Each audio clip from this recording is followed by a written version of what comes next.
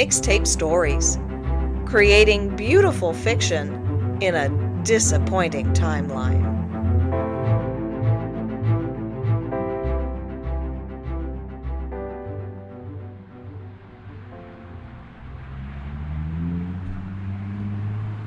Contemporaneous me followed me outside, and we sat at our favorite table, which had a view up the hill. He tried to light a cigarette, but his Zippo ran out of juice last night. I pulled out a lighter which I bought for the occasion, and lit his cigarette. Thanks. It had been 40 years, but I remember that New Year's morning, going into Flipnotics on my way to the foundation, forgetting my wallet, and my Zippo running out. He offered me a cigarette. Nah, I quit a long time ago. Unfortunately, not in time to save my larynx. So, looks like we moved beyond just sending our consciousness back. That leapfrogging we were doing, it led to the point where we were able to attune my matter-energy aggregate. That's my body, by the way, as well as my consciousness, and send me back through the nostalgic resonance. No kidding. Wow. Do you still need to go into the tank, or do we use a DeLorean? An app, actually, on my iPhone. Naturally, he had no idea what an iPhone was, so I pulled it out of my jacket and handed it to him. Just place your thumb on that button at the bottom.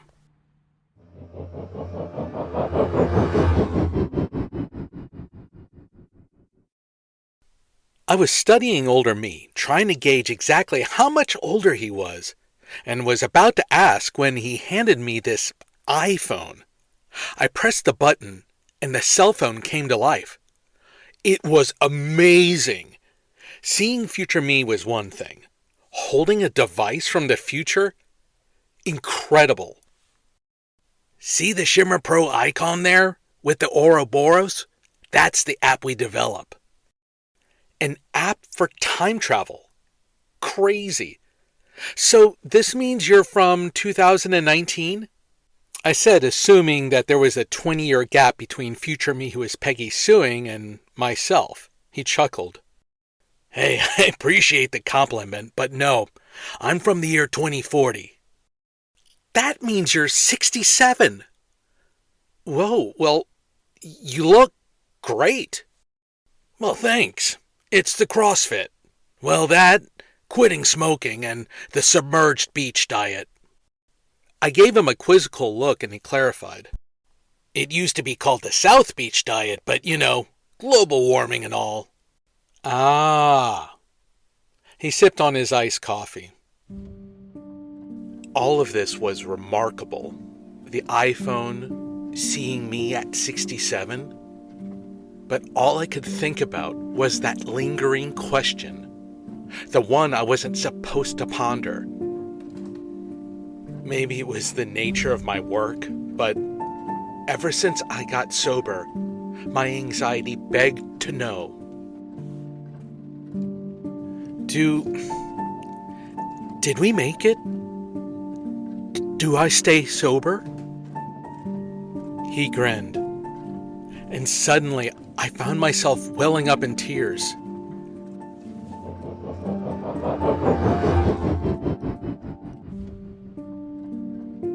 I remember that pall of anxiety that followed me my whole life. Younger me held my hand, and when I looked at him, he reminded me of my sons Liam and Carl. You made it. We made it. And I owe it to you. I want you to know, I owe where I am today because of this scared, confused, but resolute young man who didn't give up even when things seemed hopeless. He scoffed. Well, okay, yeah, but you also got to remember that first meeting at Sinai. You know I was going to go out to that 7-Eleven to get a couple of 40s. If it wasn't for Stacy, I bet I'd be drunk right now. Stacy did save our asses, to be sure, but you could have walked directly to that stop and rob. Instead, you sat down right outside the meeting. It's as though you were waiting for any sign, anything to stop you. and Stacy showed up to answer the call. She certainly did. Speaking of, how's Stacy doing in the year 2040? She doing okay? I winced, which he caught. What happened? I don't know. She moved to D.C. I stayed at the foundation. We had a falling out over, well, it doesn't matter. Young me grimaced. Stacy and I were close. It had to be a letdown. I couldn't help but to want to cheer him up. But listen, I'm sure she's fine, Chris. And she was there when you needed her. And you have been the young man that stayed true and didn't give in to the panic or the temptation. You took care of your old man. He smiled, knowing it was one of Mom's sayings. Taking care of your future self, she said. Your old man.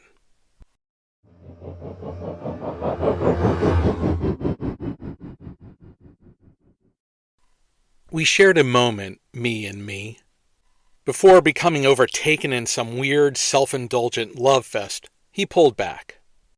Now don't get too comfortable, because I have no memory of meeting an old me when I was you. Wait, you're serious?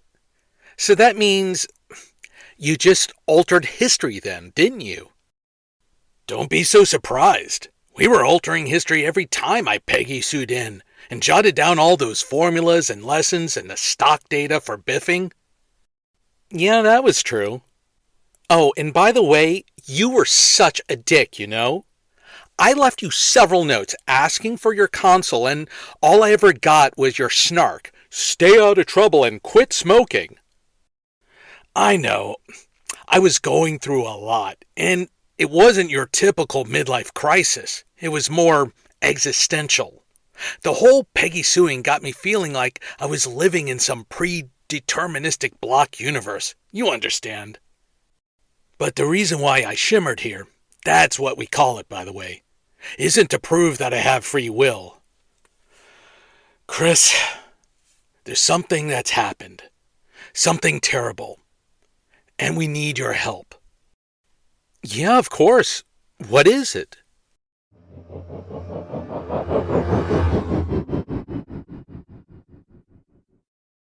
How do you encapsulate the past 41 years? I'm not talking about 9/11, the rise of nativism, social media, and generations of kids with non-existent attention spans. That was just prepping the ground for us to become subject to forces far more powerful. Okay, in 2019, after all those Peggy Sues, we received the coding from y'all for the Shimmer app. We uploaded it onto my iPhone, pulled up Lit Forever Be. It'll be coming out this summer. And wow, it worked! We succeeded. What's more is that by this point, we fine-tuned the nostalgic resonant modulator to the point that it wasn't just limited to me and my nostalgia. Catherine loaded the app onto her iPhone, and it shimmered her to the early 1980s. So too with Tara, Nate, and everyone else. We had a technology that worked on anybody who had any nostalgic link through music. And then our investor VBK decided to sell it. Chris knitted his brows. Sell the time travel music app? No way they would do that. I met VBK's president, Valerie. She was perfectly content with us providing them with the stock data from the future. We're the golden goose with our biffing. Valerie Korematsu retired, and the new president had other ideas, by which point VBK became the majority owner. They sold the technology to GigglyBits. They were a big data vendor, gathering personal information from people's social media and selling it to other companies. By the way, social media is how everyone will squander their time in the coming years, and you'll voluntarily give up all of your information. After acquiring the technology, GigglyBits partnered with an online music streaming company, whereby they gathered gazillions of data points of nostalgic resonance from millions of users. Using AI, powered by quantum computers, They were able to create temporal portals that were independent from individual nostalgic resonance. Physical temporal portals that bore into any point into the past from the 1950s up to any location. Sounds like they made great strides in advancing our initial invention. Unfortunately, that advancement led to everything else. They licensed their portal technology to Amazon. The online bookseller? Well, they become a lot more in time. And then Giggly Bits licensed it to Google and then to Disney. The newer companies, Google and Amazon, partnered with AT&T and Pepsi-Cola respectively and opened portals into the past. So they biff like we're doing. Why limit yourself to biffing when you can sponsor a whole timeline and host retail time travel? It took a second for contemporaneous me to grasp that. Wait, are you saying these companies opened up time travel for anyone to use? Temporal tourism. The big three temporal portal service providers opened their portals in 2030, where anyone willing to pay the equivalent cost of a Southwest flight from BWI to Houston Hobby could go back to whenever they liked. Of course, what the tourists found wasn't exactly our past. We didn't have eggs from the 2030s running around during our childhood or tons of businesses catering to them, but it was close enough, right? Oh my God, it sounds horrible. Oh, I haven't even gotten to the bad part. You see, the moment the big three temporal portal service providers used their quantum mainframes to open those portals, they announced our presence like a beacon. It sent up a flare into the multiverse. That's when Orcon arrived. Arrived? From when? I don't know. None of us do. Deep from the future. But one thing we do know, they're not from our timeline. Orcon is a cross-dimensional conglomerate, acquiring timelines it can tap into. The moment they get a ping from their quantum mainframe, from a quantum computer that bore a temporal tunnel, they move in, doing exactly what the big three TPSBs have been doing to our past, but doing it to us and countless other timelines instead. By 2040, the deep eggs have taken over everything. They've bought what's left of the federal government, the regional governments, tons of deep eggs moving into the 21 to buy up property, not beachfront property, mind you, as well as buying up the meat and generally being dicks. I felt guilty on several counts, unloading the grim reality of 2040, not to mention that as much as I railed against Orcon, I used them to portal to other parts of the globe. They realized that they could sell their services to us locals, where they transport people instantaneously geographically rather than temporally. It destroyed the airline industry, which to be honest, gave me no small amount of schadenfreude. But it also cemented their control over us. Most people in 2040 owe their livelihood one way or another to those assholes. All of this because y'all chose to sell out, he said with the smug self-satisfaction of youth. I leaned in. Don't you get all sanctimonious on me. We didn't have a choice. VBK outvoted us. They sold it to Giggly Bits. And yes, we got paid handsomely for it.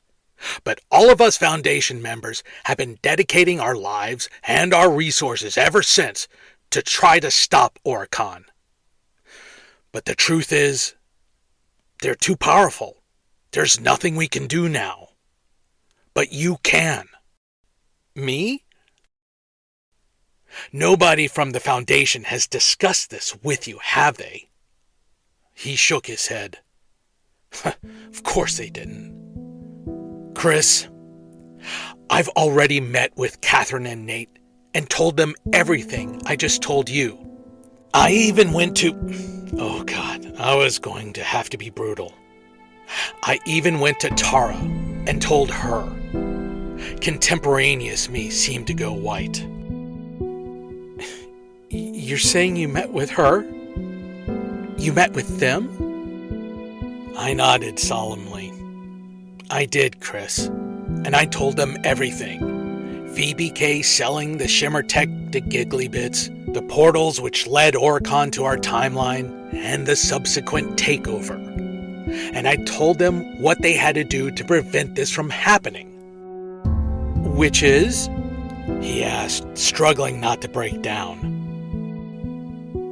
We need to cancel Project McFlyvian. Chris thought it over and shook his head. Oricon discovered our timeline because the Big Three portaled on an industrial scale. They were able to do that through gathering the nostalgic resonant signatures of millions of people, a technology that was developed by Project McFlyvian. If we cancel McFlyvian, we open up a new timeline, free of Oricon. No. There's got to be another way. I mean, what did Catherine say? She wasn't having it. She said that she'd figure a way not to let the Shimmer app get into the wrong hands. Well, there you go. We'll just make sure that VBK doesn't sell the data. That's not an option, son, I barked, accidentally referring to myself as my own son. The engineering requirements get expensive.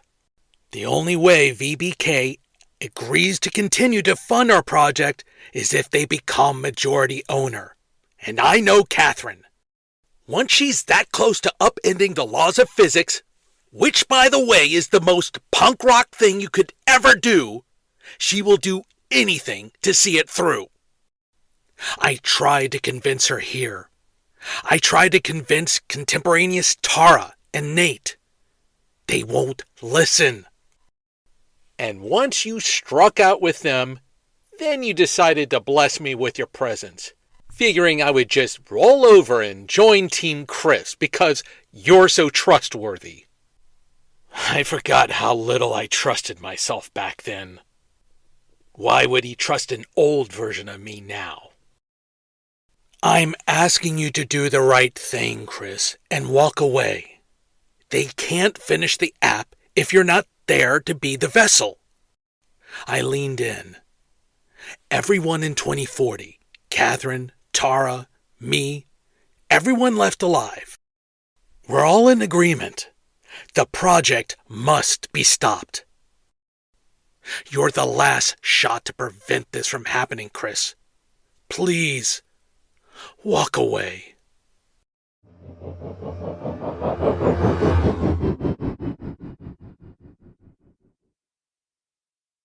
Old me's eyes were filled with remorse.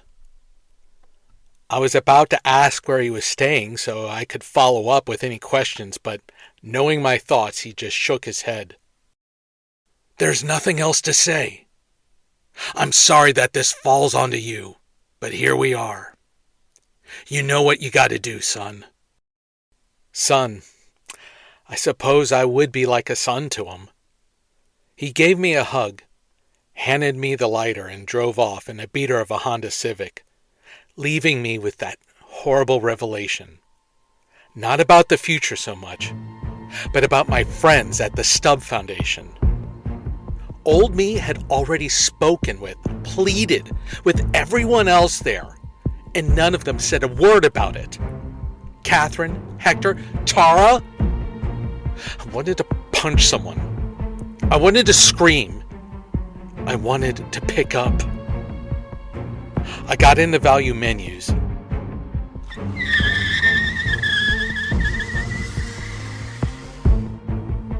I pulled up to Catherine and Nate's apartment on Old Torf and banged on the door. Chris, are you okay? Me? The one from 1999? Oh, I don't know. I just got paid a visit from old me from the year 2040. And apparently you did too. Catherine winced, and then gestured for me to enter. Nate put on a robe as he walked out from the bedroom. Chris was paid a visit from his elder self. Can I get you a coffee? No thanks, Doc. I've had about 4 of them getting coffee with my elder me. You lied to me. Lie? What are you talking about? Old me comes in from 41 years in the future.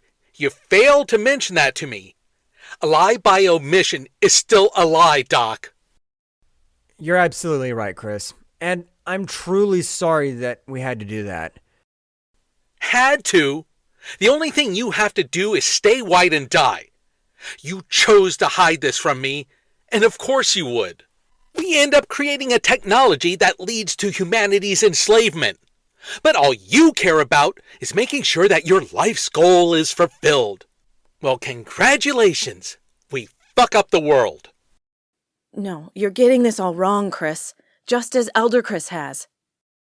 And why exactly would I believe you? You never even told me about me. That's because, well, we're still trying to process what he told us. Process? Sounds like bullshit, Doc. No, what's bullshit is your old counterpart, after having reaped the benefits of our research, now asks us to shut it down. Because he's trying to stop that Orcon from discovering this timeline. Don't you get it? Oh, I do. And there's one easy way to prevent all of that from happening. It's simply to make sure we stay the majority owners. Nate sidled up next to me. Your counterpart told us that VBK was able to sell the technology despite our objections because they could. That's the cause of Orcon's arrival, not our research. And I assure you, Chris, neither Catherine nor I will ever sell our majority stake to anyone. Not VBK, not to anyone. I turned to Catherine, who nodded. Your counterpart did us a solid. He warned us about what happens when you sell out. But I swear to you, Chris, I will never sell us out. Not for money, not for anything. Catherine wasn't the type to sell out, that was for sure. She had been played. Speaking of played, I felt like I had just been a tool used by people who I thought were my friends. I took a seat on the futon with them on either side. You hid this from me. I always thought we were like a family, you know? And we are, Chris. Oh, God, I was such a dick that I didn't tell you. I ordered everyone to stay shut because that man, he's got a different life. He's not you, Chris. You're your own man. I should have trusted that right from the start.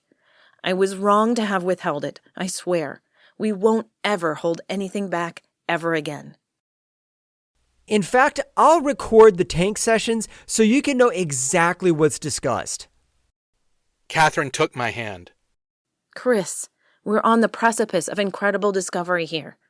Look how quickly you learned to become a software engineer through the residuals. Look at the investments we know will succeed. Look at our little clutch of misfits, Chris. You belong with us. And you swear you won't ever allow this to get sold to anybody. We'll never sell out to anybody, I promise. And no more secrets. I didn't really know if I believed Catherine when she'd said she'd never allow VBK to gain a majority and sell the Shimmer tech, but I decided to trust her. What choice did I really have? I could either do as old me says and refuse to go back into the tank and leave the Stubb Foundation, because I certainly wouldn't be welcome back there after that. Or I could choose my friends. And that dire warning about Orcon? Well, the old man said it himself. He had no memory of meeting himself back when he was me. That meant he had already altered history. Certainly with the warning he imparted to Catherine and Nate, they'll never allow VBK to take over now. I bet old me shimmered back home to find the world of 2040 devoid of retail time travel and Orcon. So I took a leap of faith and sided with my people. And I did my best to brush aside the fact that they hid this from me. That being said, it was over between Tara and me. It was the equivalent of the frog dumping the princess, but I couldn't let it go. It was a real shame because she and I always watched the X-Files together, and now whenever I saw Scully, my heart ached. Stacy had recently broken it off with Susan as well, so she too was going through some stuff. Us losers in love were in the living room watching the latest episode of the X-Files. It was the Groundhog Day episode where the girlfriend of the bank robber keeps reliving the same day where her lover sets off the suicide vest, killing our beloved heroes. I used to love time travel stories. They always fascinated me. But then once I lived it, well, now it turned my stomach. Stacy saw my distress. Dude, you'll live through this feeling. This too shall pass. Mm-hmm. She figured I was still reeling from Tara. I wish that's all it was. Back when I was read on to Project McFlavian, I signed the NDA forbidding me to discuss this with anyone. It had been weeks, but I was still reeling. When do I not? I paused the VHS and turned to her. Stace, there's something I need to tell you. Despite the NDA, I told her everything. The Peggy suing, the residuals, the visit from me from 41 years in the future. She was my sponsor, so I knew she wouldn't blab. Never once did Stacy balk or question my sanity. And she didn't pull a, let's draw up a gratitude list. She simply said, I want you to write a letter to your younger self. Maybe the you when you were a kid, right after your dad died. Maybe the you running away from those Marcello brothers. It doesn't matter, just write it to younger you. I don't know why. It's not like I can shimmer or Peggy Sue into younger me. I'm just a vessel. She lit a cigarette from mine. I don't know. Maybe it's a way to process this craziness. Or maybe somehow, younger you will feel your words even without a time machine. Time machine. It sounded ridiculous when she said it, but I wrote a letter and emailed it to myself. It took many long nights racing through this city aimlessly, going to more meetings and diving into my work.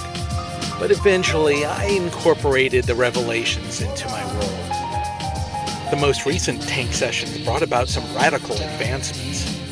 Future me who Peggy sued into my body from 2019 now believed that they could develop an app that would allow him to shimmer back physically. As promised, Catherine videotaped the encounters of possessed me coming out of the tank to spout off some stock data before writing down formulas on a dry erase board. Apparently, our counterparts up in 2019 had no knowledge of an old Chris shimmering back from 2040, meaning that the history of the Chris who Peggy sued into me somehow was different from my own history, which is bizarre. Catherine and crew said nothing about the old Chris and pretended like it was the first time they ever heard of the possibility of a time travel music app. I asked Catherine about why they didn't say anything, and she said that doing so might negatively affect their research. Whatever. At least I knew what was being said now with the videotapes. 1999 was in full swing. The long-awaited Star Wars prequel finally came out, and, well, I liked Obi-Wan and Qui-Gon Jinn. The Matrix was blowing everybody's mind. Nobody could have imagined that Buddhist cosmology could marry so well with gratuitous violence. By the end of the summer, I delivered the software patch to Rancor, who beta tested it on Linux and Microsoft systems with resounding success. The world might actually survive the turn of the millennium after all. But what kind of world would it be on the other side? One of the first hints of what was to come was Liberty Lunch shuttering its business after decades of hosting up-and-coming acts. And then they raised the rent again, forcing Zeke to move in with his girlfriend way the hell south of Ben White. I offered to supplement the increase, but he had his pride. Seriously, Zeke, it's not charity. If you leave, who's going to keep me real? We were in his room while he was packing. He was rolling up a poster of Tupac. Stacy was in the kitchen dividing up Zeke's plates from ours. He shook his head. You don't need me living in the same crib as you to keep it real. Just don't let the job turn you into a turd. I had ceased being their bike messenger months ago, as I was now the leading software developer for the Foundation's outside projects. Yahoo was beginning to feel the bite from that little upstart called Google, and they wanted me to develop an instant messenger application for their chat rooms after they heard about the work I had done for Rancor. It's amazing how the residuals of subconscious memories allowed me to become this wunderkind. So I wasn't going to meet the Lost Boys on a regular basis anymore. Zeke knew my work was beginning to pull us into different directions, but he never gave me any shit about it. I wanted to tell Zeke that I wished him to stay because I knew that his departure signified that this time was coming to an end. I could feel it. But he wouldn't get that. So I lied and made it all about the money. Hey man, look, if you leave, I'm gonna have to get some schmuck I don't even know as a housemate. The truth was, I had no plans nor need to get a replacement. Zeke smiled. You'll find someone in no time. Plenty of Silicon Valley types coming in to fill the hole. Yeah, but... And then I stopped myself because I knew that this was just the way things were going. He gently slapped me on the neck. Hey, I'll see you at the pool on Friday still, right? Your lady's cool with letting you out with us guys? He chuckled. Smart ass.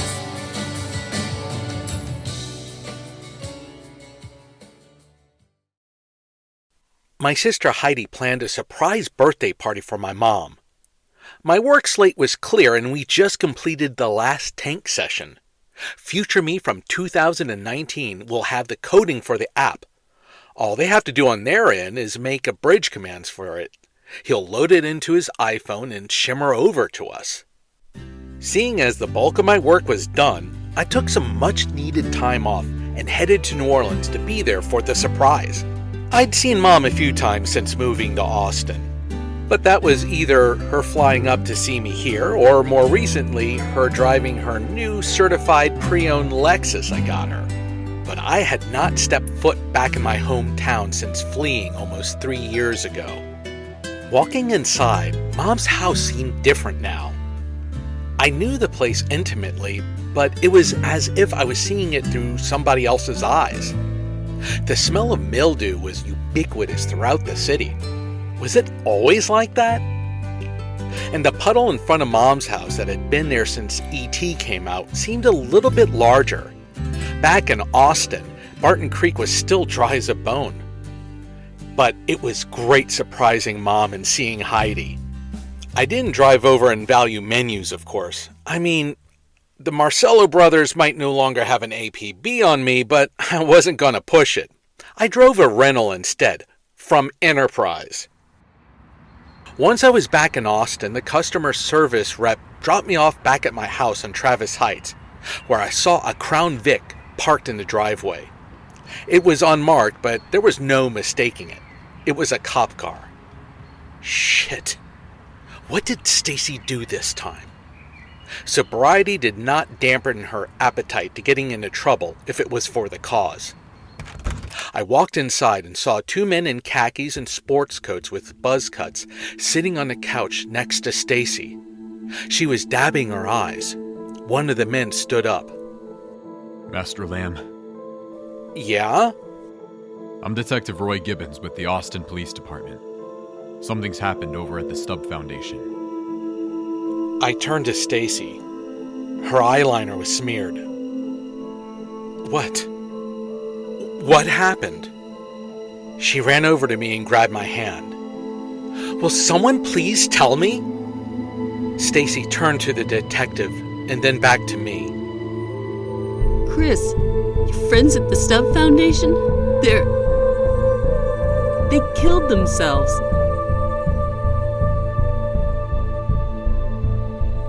Join us next week for the concluding episode of Here We Are Now.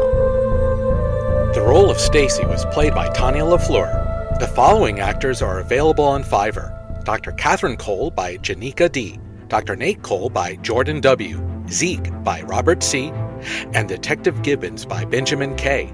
Most of the background music has been provided by Mixkit and Thessalian Studios. In this episode, you also heard You Were Meant for Me by Jewel, Porcelain by Moby, and Iris by Google Dolls.